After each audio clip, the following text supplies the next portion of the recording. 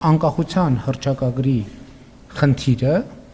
եւ մեր սահմանադրության խնդիրը մեր ներքին խնդիրն է, որովհետեւ դա անհրաժեշտ է մեզ եւ ոչ թե ուրիշներին մեզ աշխարհում ճիշտ դիրքավորելու համար։ Ես իմիջայլոց այդ թեմայով էլ առանձին անդրադարձ պատրաստում եմ, բայց ձեր հարցին ի պատասխան կասեմ, էլի ուզում եմ ընդգծել, որ անկախության հռչակագիրը ընդ որում հրապարակային տեքստ է, ձեզնից յուրաքանչյուրը դա կարող է կարդալ, վերլուծել եւ կարող է անել նույնիսկ հրապարակային։ Դա ոչ թե անկախության հռչակագիր է, դա կոնֆլիկտի հռչակագիր է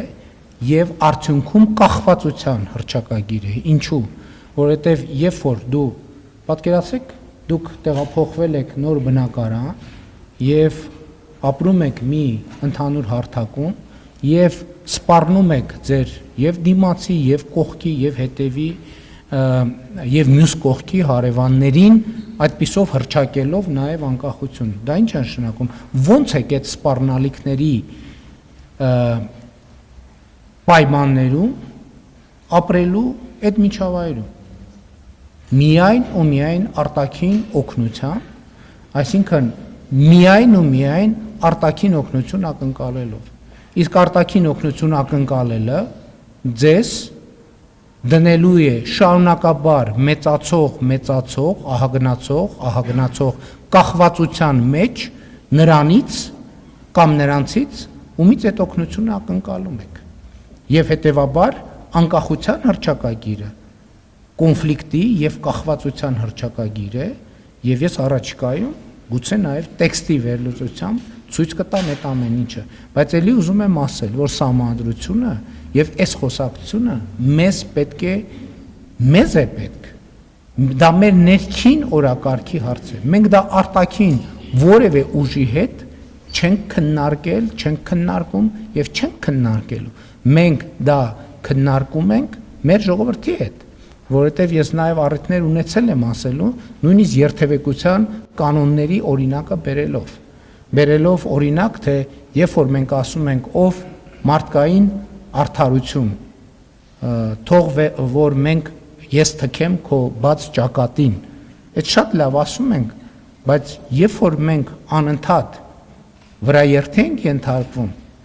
մենք մեզ հարց պիտի տանք, իսկ կարող է դրա պատճառներն որ մենք գտնվում ենք փողոցի երթևեկելի մասում եւ չգիտենք փողոցի երթևեկության կանոնները չգիտենք եւ չգիտենք հետիոտնային անցումի գործառնական նշանակությունը եւ լուսացույցների գործառնական նշանակությունը։ Այդ համատեքստում է, որ ես ասել եմ եւ ցավոք արձանագրել եմ, որ աշխարհը շարունակում է մեզ համար լինել անծանոթ վայր եւ ես հարկ եմ համարում եւ ընդ որում ես չեմ ասում դա ձեր մասին կամ ուրիշների մասին, ես ասում եմ մեր մասին, բոլորիս մասին, ներառյալ ինձ, որպես մեր հավաքական խնդրեմ եւ ես որպես Հայաստանի Հանրապետության վարչապետ, որպես կառավարության եւ երկրի ղեկավար հարկ եմ համարում այս ամենի մասին կիսվել մեր ժողովրդի հետ եւ ոչ միայն կիսվել, այլև լուծումներ առաջարկել եւ այդ ամենը հենց այդ համատեքստում է։ Ես ձեր առաջին հարցին էլ պատասխանեցի։ Ասացի, որ դուք ինչ որ մեջ բերեցիք իմ նախկինում գրած հոդվածներից։ Ես 4-5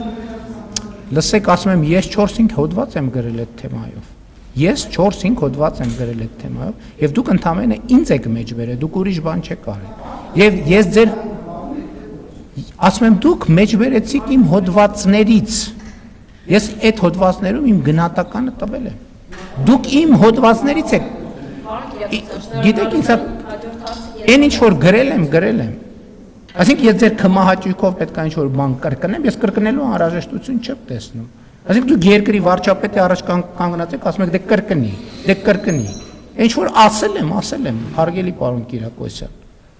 Եվ ձեզնից էլ չեմ ակնկալում, որ ձեր հարցը կրկնեք, որովհետև ես միանգամից հասկանում եմ։ Շնորհակալություն։